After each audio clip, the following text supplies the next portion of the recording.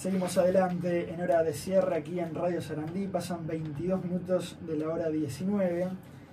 Ya recibimos aquí en estudios a Gabriel Gurméndez. Es ingeniero industrial, nació en Montevideo el 4 de julio de 1961. Ha desarrollado una carrera tanto en el ámbito público como en el ámbito privado. Ahora vamos a repasar algunas de las cosas que ha hecho Gurméndez en su trayectoria. Y es actualmente precandidato presidencial por el Partido Colorado. Gurméndez, ¿cómo está? Gracias. ¿Qué tal? Buenas tardes, Juan Pablo. Un gusto, gracias por la invitación. Ingeniero industrial, decíamos, y ha tenido actividad tanto en el mundo privado como público. Me anoté una lista allí, estuvo en Sudantex, sí. Trabajó en el sector aeropuertos, en Punta del Este y en Cancún. Es verdad. Estuvo en Pagnific, por ejemplo, en el hipódromo de Maronias. Sí. Esa es una tarea quizás más conocida por la audiencia. Eso en el ámbito privado. Sí. La parte de Maronias en realidad era más complejo porque era toda la parte de entretenimiento, casinos, también tenía el Hotel Carrasco, parte de la operación nuestra, sí, y algunas otras cositas. Y en el ámbito público, Antel, que estuvo en distintas etapas. En Antel estuve 3 veces. Fui miembro del directorio de Antel en los 90s, en representación del Partido Colorado, por la minoría, digamos, en aquel momento. Después fui presidente de Antel en la época del gobierno de Jorge Valle, en plena crisis del 2002, etc. Y ahora en este nuevo tiempo que me tocó de coalición. También al frente de la Estatal de Telecomunicaciones. Y en esa época del gobierno de Valle, usted tuvo que asumir casi que obligado otras tareas en ANCAP, en OCE, en AFE. Fue ministro de Industrias en su momento. Ministro de Transporte y Obras Públicas. De Transporte, sí, perdón. Exacto. Ministro de Transporte. Sí. Bueno, era una época crítico, difícil, claro. Había muchos temas, había a veces algunos agujeros que llenar. Algunos decían que estaba actuando medio como bombero del presidente Valle. También le tocó a otras figuras algo parecido. Pedro Bordaberry en algún momento también fue subsecretario de Turismo, ministro de Industria, ministro de Turismo. Eran momentos duros, ¿no? Duros, difíciles, mucho. Comenzó a militar precisamente con Jorge Valle en la década del 80. En realidad en 1980 mismo, porque fue cuando el plebiscito constitucional de la salida democrática, digamos, los militares en aquel año impusieron o trataron de imponerle a los uruguayos una constitución, y bueno, fue ese el inicio de mi compromiso político, sí, al lado de Valle, que estaba prohibido, estaba proscrito de ejercer la actividad política, y fue una época muy difícil, pero también una de esas épocas que uno recuerda medio en forma de media épica, porque fue notable el resultado del plebiscito, y para mí fue como esa iniciación por la lucha de estas cosas que era muy idealista, ¿no? La verdad, la libertad, la restauración democrática, y este hombre, Jorge Valle, estaba como un león enjaulado dentro de su casa, no le dejaban hacer lo que era su pasión, que era la política. Entonces cuando venía un muchacho como yo de 18 años, nos daba digamos, mucha letra, y nos hacía leer libros y nos metía en la militancia política, y bueno, eso resultó un poco como que se te metió en el alma esta pasión. Aunque en su familia había dirigentes políticos. Sí, yo vengo de una familia donde la política fue moneda corriente, de mi propia casa, y también familiarmente mucha tradición de Partido Colorado, además. O sea, no era política, era Partido Colorado puro. Sí, de mucho tiempo. ¿De qué barrio es usted? Yo nací en Pocitos y viví en Boulevard España y 21 de Benito Blanco durante más de 20 y pico de años. ¿Tuvo allí una situación repartiendo folletos en esa época?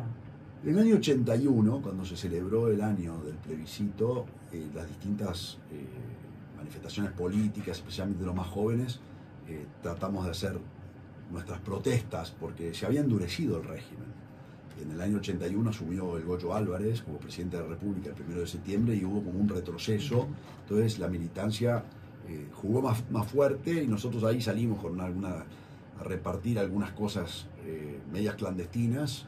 Y sí, efectivamente, ahí fui detenido por unos oficiales que me vine a enterar hace poco tiempo que eran del ejército. Yo pensaba que eran de la Fuerza Aérea, Ajá. pero ahora cuando salieron los famosos archivos del terror, aparecieron todas las documentaciones y la verdad que de muchas otras actividades que evidentemente uno estaba participando y lo estaban mirando. No sabía uno que... Sí. Y ahí fuimos detenidos y pasamos algunas noches detenidos. El propio Jorge Valle fue detenido a propósito de ese episodio, porque él había colaborado con nosotros en llevar adelante esa acción, nos había prestado el micrófono y el mimeógrafo, y sí, fue un momento de esos de esa época de militancia. Le pasó a muchos, ¿verdad? En algún momento sí, le pasó peor a muchos. Sí, claro, gente que la pasó muy mal. En algún momento con Jorge Valle, en esas charlas, no en esa época, digamos, a lo largo de su vida, ¿llegó a hablar de la posibilidad de que usted fuera candidato a Colorado? Candidato a la presidencia a lo largo de...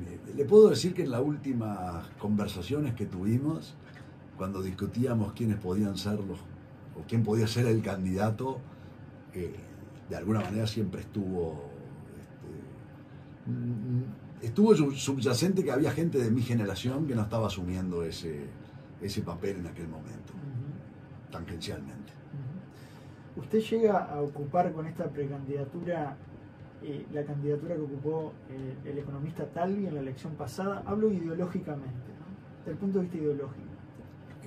Mire, yo soy ideológicamente lo que siempre representamos en esta vertiente del Partido Colorado, es esa visión republicana, esa visión de una sociedad tolerante, abierta, que pone a la libertad como principio esencial del respeto hacia el otro y de la organización social y económica.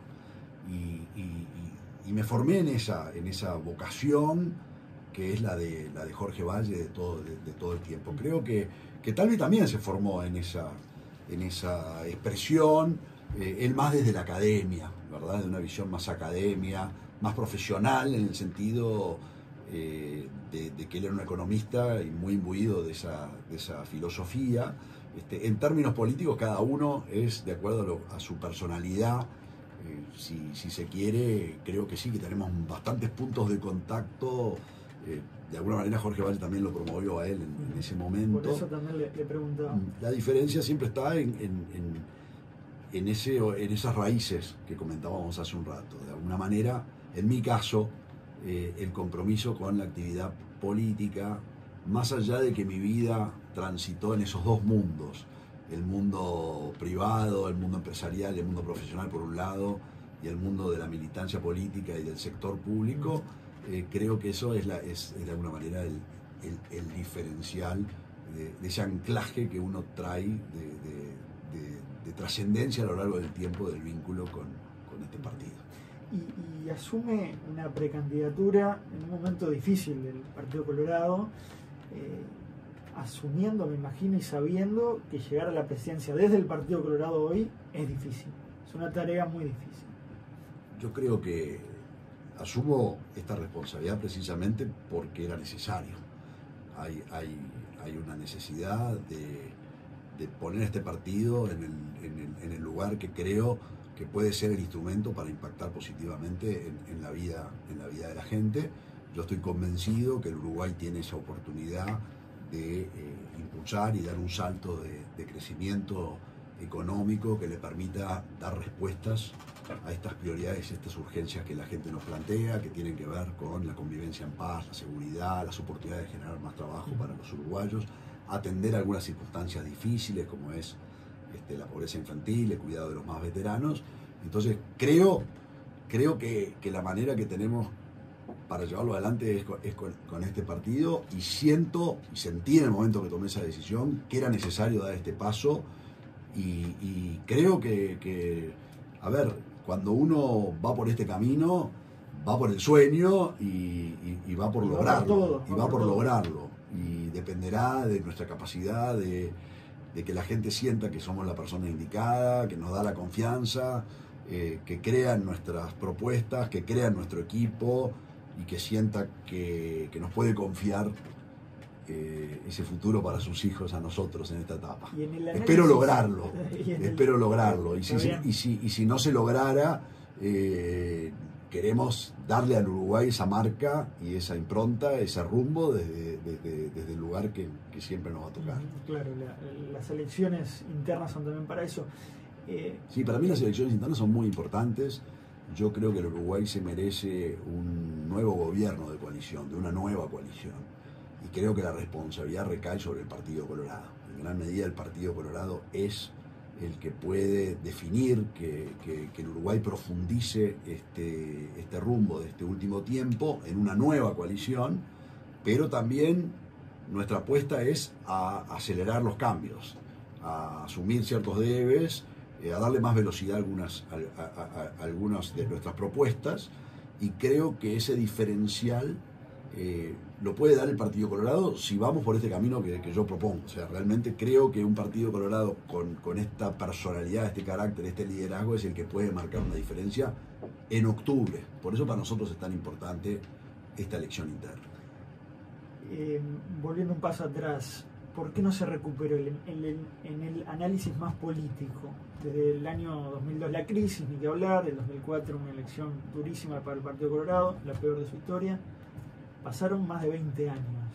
¿Dónde están esos votantes colorados? Cuando se hace el análisis, ¿dónde los ubica?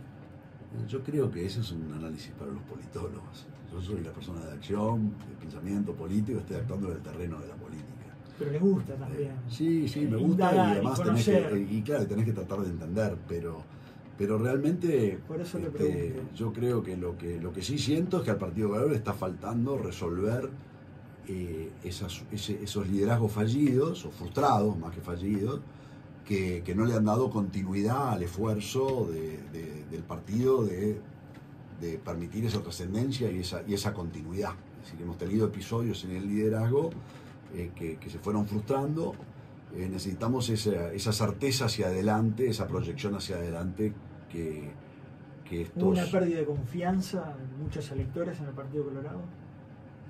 En ese sentido, no lo diría así. Yo creo que sí hubo un golpe fuerte durante la crisis, que el Partido Colorado pagó de alguna manera el hecho de estar en el gobierno cuando azotó este huracán desde la Argentina y lo que fue la corrida bancaria y todas sus consecuencias económicas, sociales y naturalmente políticas. Pero después el Partido Colorado tuvo momentos de crecimiento y de entusiasmo y de esperanza, que en un momento representó Bordaberry, que generó Talvi. Así que creo que el Partido Colorado ha sido capaz de despertar confianza y entusiasmo. Ahora es una nueva etapa, ojalá logremos ese mismo renovar del crédito. Los que dicen que ha quedado, llamémosle subordinado, no sé si es la palabra, al Partido Nacional o a los intereses del Partido Nacional, ¿usted qué responde? ¿Ha pasado algo de eso? Nosotros hemos integrado un gobierno de coalición. El gobierno de coalición es posible en la medida en que han actuado todos los partidos. Entonces yo diría que la coalición en realidad depende del Partido Colorado. Yo lo diría que la figura es exactamente al revés, y creo que para el futuro es exactamente así. Si no hay Partido Colorado fuerte, si no hay un Partido Colorado electoralmente potente, si no hay un Partido Colorado que sea capaz de ser confiable en el ejercicio del gobierno como socio de la coalición, creo que acá, cuando uno está en un gobierno de coalición, la dependencia es mutua. Claro. Votar a Partido Nacional o Partido Colorado, ¿cuáles son las diferencias? Mucha gente ve como algo homogéneo, ¿no?, entre los dos partidos tradicionales, pero hay diferencias. Cuando uno está en un gobierno de coalición, es natural que es más lo que te une que lo que te diferencia, ¿sí? Pero yo siento sí que nosotros tenemos una visión más clara en cuanto a esta vocación, a esta visión, donde la visión más republicana, laica, liberal, que entronca con nuestras mejores tradiciones, y esa ética de la responsabilidad y esa vocación de hacer y de gobierno, creo que es algo muy propio, muy nuestro y muy esencial de mi partido. Y especialmente yo diría que una gran diferenciación es esa obsesión por el futuro, ¿sí?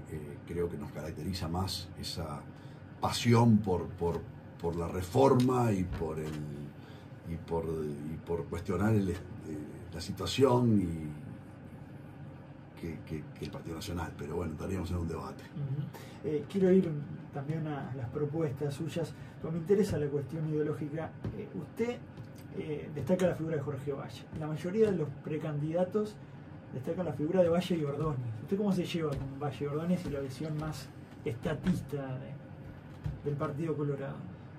Mire, yo soy esencialmente colorado y en Valle y Ordóñez rescato. Valle y Ordóñez es una figura gigante de la historia del Uruguay, a tal punto que muchos siempre hablan de que excede al Partido Colorado y tratan de apropiársela. Se la tratan de apropiar indebidamente. Por lo pronto, porque Valle y Ordóñez es una figura que nace desde un pensamiento espiritualista, humanista, republicano y liberal, con una pasión y amor por la libertad que por lo pronto no tiene ni un... En el Frente Amplio de hoy no siento que esté esa visión de las cosas, como no lo está tampoco la expresión clara de Valle y Ordóñez, que estaba en contra de la lucha de clases y de la filosofía materialista que está detrás de la concepción socialista o marxista. O sea que ahí no pertenece Valle y Ordóñez. Valle y Ordóñez pertenece a esta vocación. Sí, pero Valle y Ordóñez fue un hijo de su tiempo. Yo rescato de Valle y Ordóñez esa vocación reformista y esa obsesión por mirar hacia adelante. Me parece que es una mirada equivocada sentir que las soluciones que Valle y Ordóñez encontró en 1907 o en 1913 son aptas para el siglo XXI, ¿sí? Pero rescato poner al individuo y a la persona en el centro de la acción política. Rescato la visión de avanzada que Valle y Ordóñez siempre tuvo de mirar hacia adelante y rescato ese sentimiento de igualar para arriba, de brindarle a los ciudadanos la oportunidad de poder, digamos, largar la carrera de la vida desde la misma línea de partida y que aquellos que hayan nacido en un hogar más desfavorecido o que hayan tenido mala fortuna en la manera en que llegaron al mundo, con alguna desventaja, lo podamos poner en igualdad de condiciones para que puedan buscar esa búsqueda personal o familiar de la felicidad. Entonces ese equilibrio creo que es algo inspirador que sigue tan vigente como nunca. Usted es un liberal, ¿verdad? Sí. Se considera así. Hoy cuando hablamos de liberalismo, por la coyuntura y la actualidad, se nos viene a la cabeza Javier Milei, presidente argentino. ¿Eso es liberalismo? A ver, Javier Milei se califica como libertario. Libertario. ¿Sí? Sí. Y anarcocapitalista también. Y anarcocapitalista. Yo soy de menos adjetivos. Me parece que la concepción de pasión y amor por la libertad que nosotros tenemos es, la primera cosa es no renegar del Estado. ¿Sí? Nosotros, por lo menos yo no reniego del Estado. Yo creo que el Estado debe achicarse en aquellos lugares donde no es necesario y donde otros pueden hacer las cosas mejor, pero sí quiero que el Estado esté presente, activo, diligente o fuerte en aquellos lugares donde solamente el Estado puede estar, que puede tener que ver con, naturalmente, el asegurarse la justicia y la paz y el orden, pero también algunas funciones de igualar para arriba y de generar igualdad de oportunidades que son necesarias. Así creo que hay una visión, creo que nos diferencia. Nosotros además lo concebimos desde la perspectiva uruguaya en esta característica tan importante de nuestra democracia, que es la estabilidad institucional de los partidos políticos. Es decir, nosotros concebimos la acción política y nuestra militancia desde un partido que tiene casi 190 años, ¿sí?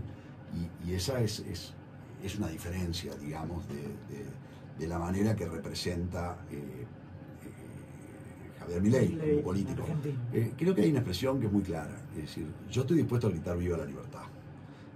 Lo que no creo que sea adecuado es gritar viva la libertad y algo más que puede ser un insulto, ¿sí? Porque el primer principio... El carajo, en el caso de Milei. Claro, el primer principio de alguien que cree en estas cosas es el pensar que el otro puede tener razón, y que tengo que respetar la opinión del otro, y que tiene que haber armonía en esa discusión y en esa convivencia política. Entonces, es difícil hacer convivir la palabra de viva la libertad con un insulto. Y después el insulto. ¿El Estado uruguayo tiene margen? ¿Es achicarse la palabra o es reordenarse?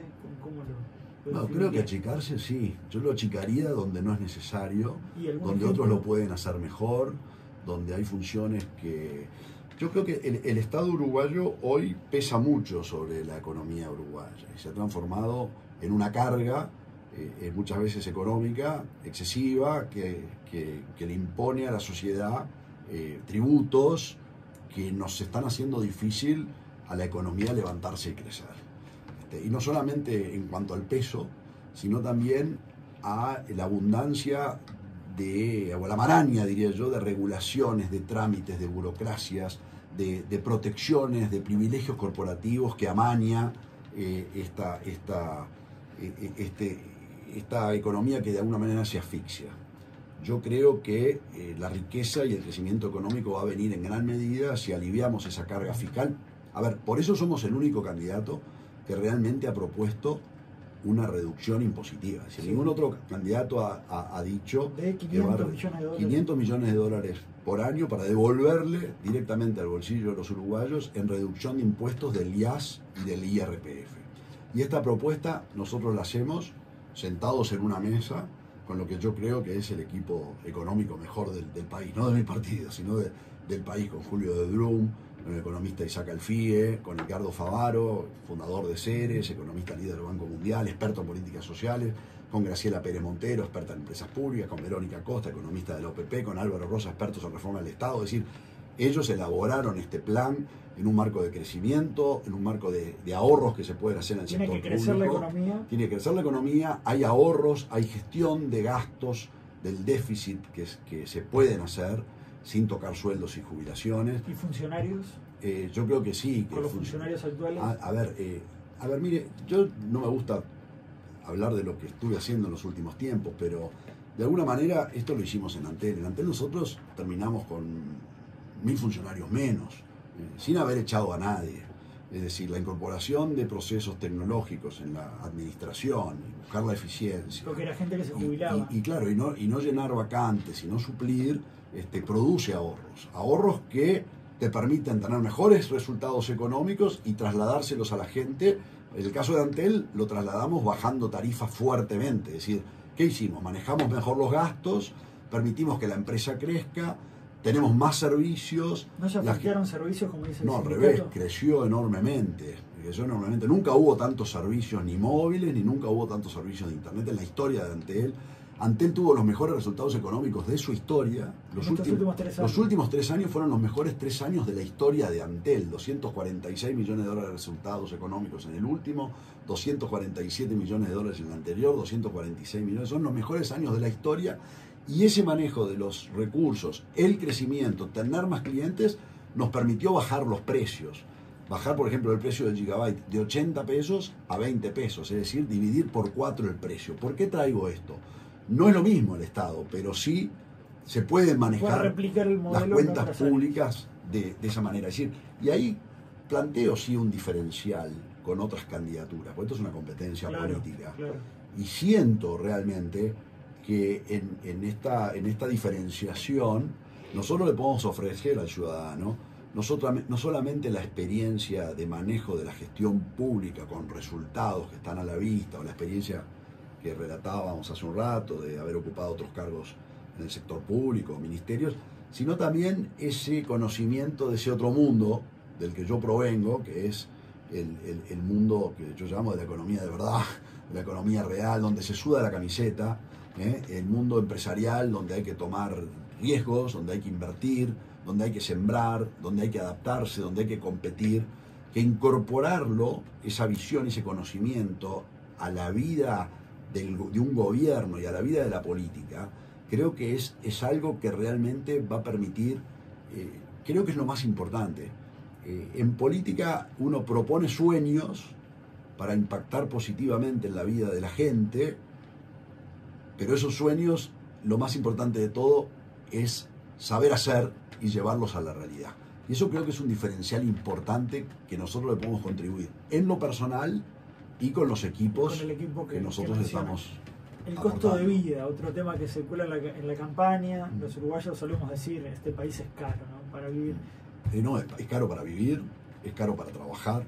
porque tenemos impuestos al trabajo, ¿Y y es cómo- caro para producir. ¿Y cómo se puede bajar el costo de vida, según su visión? Para mí el tema central, que es el tema de la competitividad, pasa precisamente por abaratar el déficit, resolver finalmente el tema del déficit fiscal y el tema del gasto público. Esa es una carga que se traslada al final al costo de vida, al costo del trabajo y al costo de producción, que es el que después nos puede hacer más difícil competir en el mundo. Es decir, más allá de que logremos abrir acuerdos económicos con los países, países del Pacífico, con Inglaterra, o con Turquía, o con Singapur, o con Estados Unidos, lo que busquemos, con China, tenemos que ser competitivos. Y para ser competitivos tenemos realmente que abaratar ese costo del Estado que se traslada al costo de producción.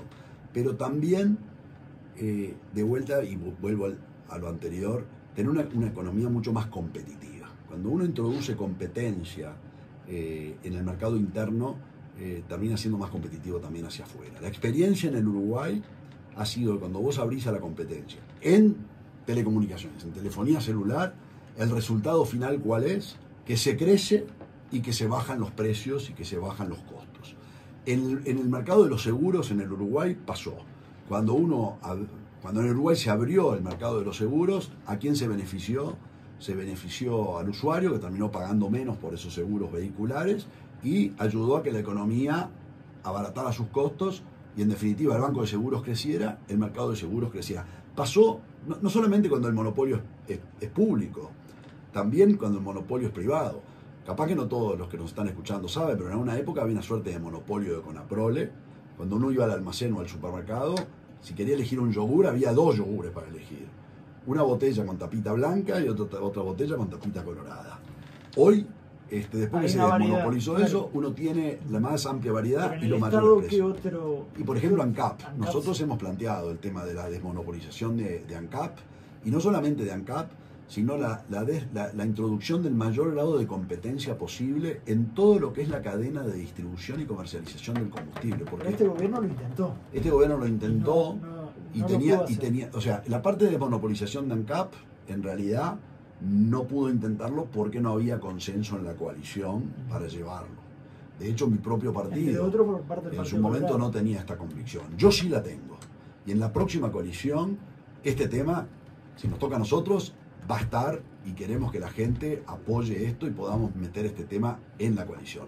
Pero en el otro tema, que es la introducción de mayor competencia en toda la cadena de distribución, este gobierno tenía un camino trazado y lamentablemente no se pudo recorrer a partir de ciertas resistencias políticas o de grupos de interés.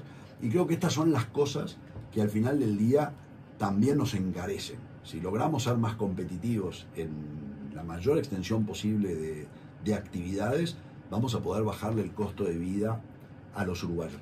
Y yo siempre traigo un ejemplo que lo pusimos cuando hicimos la presentación de nuestro equipo económico, porque es muy gráfico para los uruguayos, para todos nosotros, que demuestra cómo a veces hay regulaciones que nos hacen la vida más difícil y más cara, que es el famoso tema de la pasta de dientes. ¿Sí? La pasta de dientes en el Uruguay es más cara que en Brasil, que en España, que en Francia y que en Estados Unidos. La misma pasta de dientes, el mismo producto, fabricado en el mismo lugar. ¿Qué cambia, entonces? No se fabrica en el Uruguay la pasta de dientes, la importamos. Entonces, ¿qué es lo que cambia? Que en el Uruguay tenemos una norma, un trámite, un registro, que para poder importar ese producto tiene que pasar por una barrera por la que no pasan todos. Entonces, ¿qué es lo que ocurre? Termina no habiendo competencia en este producto de todos los días de los uruguayos. ¿Qué ocurre? Se encarece. Cuando no hay competencia, se encarece. Y eso pasa con muchísimos otros productos. Tú me dirás, bueno, esto no resuelve la economía uruguaya. No, pero es un buen ejemplo de cómo, si eliminamos ese registro, que fue lo que nosotros propusimos, y saben una cosa, a partir de ahora, si la pasta de dientes es apta y está autorizada para ser comercializada en Estados Unidos o en España o en Brasil, en el Uruguay puede venir y nos vamos a beneficiar todos de pagar un producto más barato. Esto puede pasar con una cantidad de productos de higiene personal, pero puede pasar también con otras cosas. Es un buen ejemplo de pequeñas trabas que al final nos terminan poniendo freno al crecimiento de la economía. Acá, para que la economía crezca y peguemos ese salto de crecimiento, los economistas lo tienen estudiado. El Uruguay puede crecer al doble de lo que viene creciendo en los últimos 10 años, al doble. Pero, ¿dónde se genera el crecimiento económico? Se genera del espíritu de emprender, ¿sí? De alguien que tiene las ganas de salir adelante, que tiene una idea, que tiene una iniciativa y propone muchas veces un negocio que al principio puede ser chico, pero que después puede proyectarse muchísimo. Bueno, en el Uruguay nos encargamos, así como con el tema de la pasta de dientes, de poner trámites, obstáculos, tasas, impuestos y dificultades, y frustramos esa energía movilizadora que es la que hace... En vez de estimularla. Es la única manera que Mira, la economía no crece por decreto del Estado. El Estado no va a generar riqueza. La riqueza la van a generar estas personas que asumen este espíritu de iniciativa y de emprendimiento. En el cierre tenemos... Perdón, y especialmente en este mundo de la tecnología. Porque si algo está marcando por dónde van a crecer los países es con el conocimiento, con la innovación y con la tecnología. Y ahora, ahí es donde tenemos una gran oportunidad. También lo digo porque ese mundo lo he vivido en los últimos tiempos y es por donde es lo que los países hoy están discutiendo, los temas de la innovación, los temas de la inteligencia artificial. ¿Y va a haber inversión, por ejemplo, en ciencia de un 1%, como se reclama históricamente? Para nosotros es una prioridad. En el cierre tenemos muy pocos minutos y temas gruesos. Les pido titulares con la promesa de volver a juntarnos a conversar. Pobreza infantil, que sí, también está preocupación, en el debate. Cifra muy alta. Hay una pobreza, hace muchos años, pero hay una pobreza de ingresos en lo que refiere al ingreso per cápita de hogares pobres que afectan a los más chicos. Hay una pobreza estructural, Es un tema prioritario de encarar para... ¿Cómo se encara? ¿Con más dinero? ¿Cuál es no siempre, la salida? Yo creo que no es cuestión de repartir solamente el dinero, sino garantizar que los dineros que se aplican van efectivamente a los resultados que se buscan. El dinero tiene que estar bien invertido. No solamente un tema de dinero, también es un tema de desarrollo humano. Aquí hay algunos uruguayos que ya tienen más de 2 o 3 generaciones nacidos en un ambiente culturalmente pobre, donde no valoran lo que es potencialmente el gran igualador hacia arriba, que es la educación, y tenemos realmente que poner ahí un foco muy importante. ¿Hubo casos de corrupción en este gobierno? ¿Cómo evalúa lo que pasó con Marcet, con Astesiano? Yo lo evalúo, el que lo tiene que evaluar es la justicia. Se trata de episodios de conductas personales de personas que afortunadamente en este sistema democrático y libre, el Uruguay es una democracia plena, de las pocas del mundo, es uno de los países que tiene los índices de corrupción más bajos del mundo y naturalmente de Latinoamérica. Entonces los desvíos de conducta de las personas son sometidas a los tribunales y esos son los procesos que estamos viviendo y creo que es importante que los podamos debatir y que salgan a la luz y que no se los oculte como puede haber ocurrido en el pasado. La del estribo. No hay ningún vicepresidente procesado en este gobierno. Pero hay casos sonados y de personas muy cercanas, por ejemplo el presidente de la República, como su seguridad. Está preso. Lo que sí le puedo decir es que una de las cosas que uno ve en la vida es que hemos ejercido cargos de responsabilidad y podemos caminar por allí sin que nadie nos achaque ninguna falla en la conducta personal. La del estribo, ahora sí, ¿cómo se hace para elaborar una estrategia electoral cuando uno tiene 8 competidores? Cuando uno compite con otro, conoce su fortaleza, sus debilidades, puede, ¿no?, elaborar una determinada estrategia. ¿Contra 8 adversarios? Yo me tracé un plan que tiene que ver con la visión de país que tenemos. Tiene que ver con los colaboradores que uno siente que pueden aportar. Con la construcción política de un sector nuevo, de renovación y de reconstrucción, que ha incorporado a más gente de todos los distintos sectores del Partido Colorado. O sea que nuestra estrategia está trazada desde el primer momento, es realmente aportarle al futuro. Mis competidores yo siento que son los problemas mucho más que la medida de adversarios. Y la manera de competir y la mejor estrategia es mantenerse firme y con claridad en lo que son los objetivos del impacto que uno quiere lograr en la futura administración. Gabriel Gurméndez, precandidato a Colorado, gracias por este tiempo aquí en Sarandí. Un gusto, realmente un gusto.